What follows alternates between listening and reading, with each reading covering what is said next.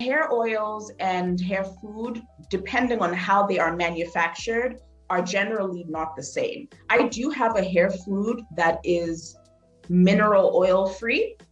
So it's not your normal hair food. And you can tell because if it gets warm, it melts. Like it definitely melts into an oil, but it is named a hair food. That's not really what we would call a hair food. You know the hair foods we're talking about. I mean, Black Like Me has some of them. It's petroleum based, all of that stuff. So hair foods have been demonized for a long time. And I am also guilty of demonizing them at some point because, well, I feel like I had to because people were misusing hair foods, and because the knowledge base wasn't where it needed to be at that time, it was much easier for me to say, stay away from hair foods. But now that people are so much more educated about their hair food does have a space in some people's regimens, but it may not be where you think it is. I don't think that hair foods should be going on your scalp.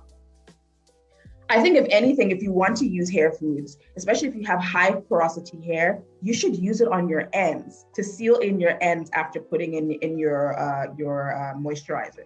That's the best way. It's thick, it's mineral oil based, so it's going to seal it in, but nothing's coming out.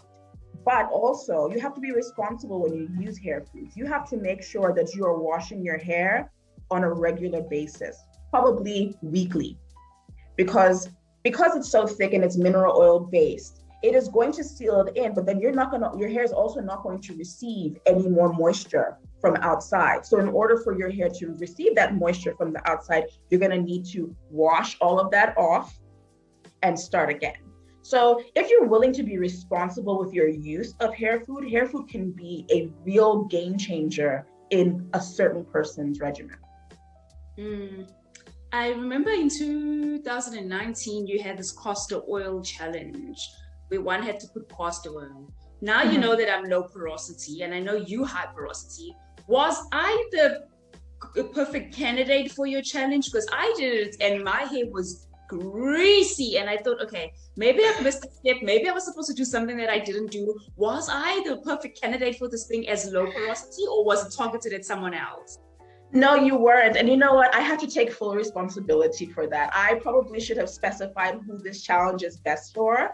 I don't recall exactly what all the rules were, because I have had several different castor oil challenges over the years.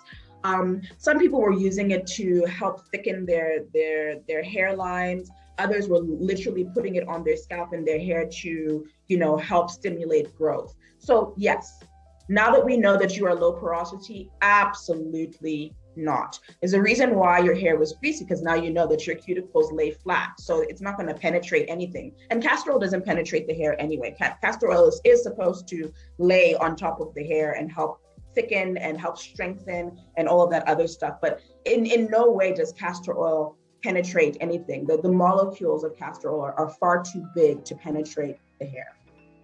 So what would be good oils for someone like me who's low porosity? If you really wanted to use an oil, I would say you should use an oil that is close to our natural sebum, which would be jojoba oil. Some people call it jojoba oil. It's very, very light, also very expensive. But it is the closest thing. It is very expensive, but it's also the closest thing to our natural sebum that we secrete from our scalp. So that would be a good one for you. Also argan oil, another expensive one. Those are the two oils that anyone could use. I can use them, but they don't last as long on my hair. I definitely need a thicker, something.